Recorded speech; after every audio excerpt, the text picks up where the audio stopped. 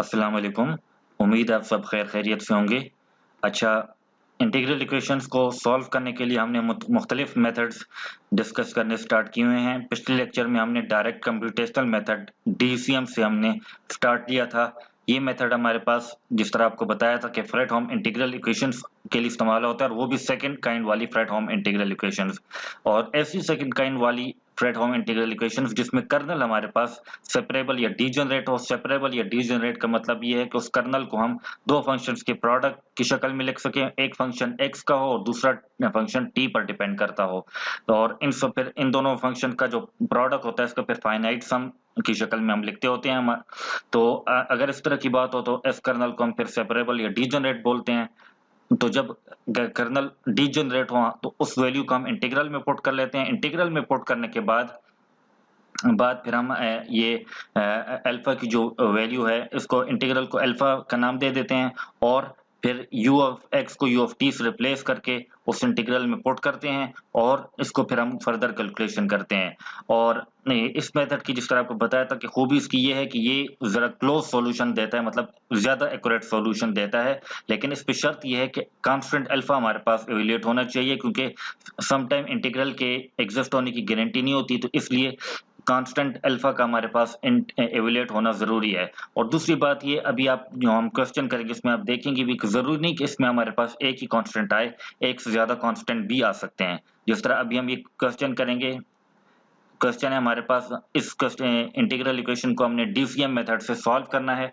तो जिस तरह आप इस कर्नल को देख लें, कर्नल हमारे पास 20x t square plus 20x square 12x square t, मतलब इसका जो ये सम है, फाइनाइट सम जो है, ये हर मतलब टर्म जो है, फाइनाइट सम का हर टर्म जो है वो हमारे पास क्या है, दो फंक्शंस के प्रोडक्ट की शक्ल में है। एक फंक्शन मतलब जो है x है और दूसरा t स्क्वायर है, मतलब ये x फंक्शन, मतलब ये x जो है ये फंक्शन ऑफ x है और t स्क्वायर हमारे पास क्या है, फंक्शन ऑफ t है। इसी तरह इस टर्म में भी x square function of x और t तो हमारे पास फंक्शन ऑफ t है।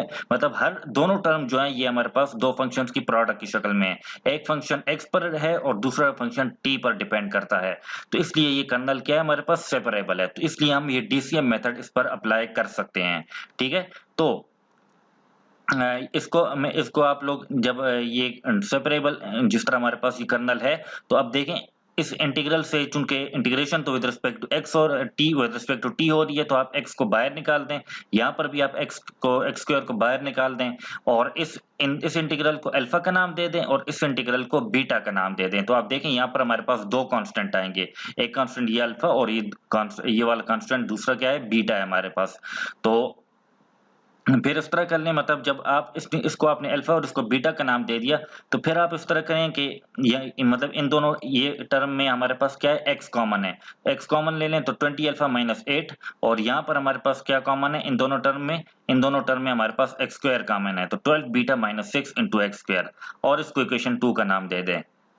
तो जिस तरह ये दोनों इंटीग्रल्स हमारे पास गिवन है, अब देखें हमने जिस तरह अगला स्टेप हमारे पास जो डीसीएम मेथड का वो क्या है कि हमने ये जो u ऑफ x की वैल्यू है, मतलब इक्वेशन 2 जो है, इसमें हमने x को t से रिप्लेस करना होता है। तो t से जब आप रिप्लेस कर लेंगे, तो अब आप देखें जब आपने t से रिप्लेस कर लिया, तो सबसे पहले आप अल्फा के लिए इस इंटीग्रल में u ऑफ t की वैल्यू पुट कर दें और फिर बीटा के लिए भी इस इंटीग्रल में u ऑफ t की वैल्यू पुट कर दें।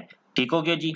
तो जब आप इस इंटीग्रल में मतलब u ऑफ t की वैल्यू पुट करेंगे, तो t 20 अल्फा माइनस 8, ये तो कांस्टेंट है, ये तो इंटीग्रल से बाहर निकल जाएगा, और टी स्क्वायर इसके साथ मल्टीप्लाई तो टी क्यूब। इसी तरह 12 बीटा माइनस 6 ये भी कांस्टेंट है, ये भी इंटीग्रल से बाहर निकलता है, और टी स्क्वायर के साथ जब मल्टीप्लाई होता है तो टी पावर 4 होता है। इंटीग्रेट कर लें, टी क्यूब का इंटीग्रल टी पावर 4/5 और टी 4 का इंटीग्रल टी 5/5। ठीक है, और लिमिट्स पुट कर लें, तो ये मतलब यहाँ पर 1/4 आ जाएगा और यहाँ पर 1/5, और ये कांस्टेंट अपनी जगह पर रहेंगे। तो कैलकुलेशन कर लें कुछ, मतलब आप 4 और 5 का एलसीएम 20 है, एलसीएम ले लें, कैलकुलेशन कर लें। तो कैलकुलेशन करने के बाद जो हमारे पास इक्वेशन आ रही है वो कौन सी इक्वेशन है, 80 alpha plus 48 beta equal to 64। ठीक हो गया ना। तो इसमें आप लोग फिर क्या करें, इसमें आप लोग कॉमन लेंगे। कॉमन क्या लेंगे आप लोग,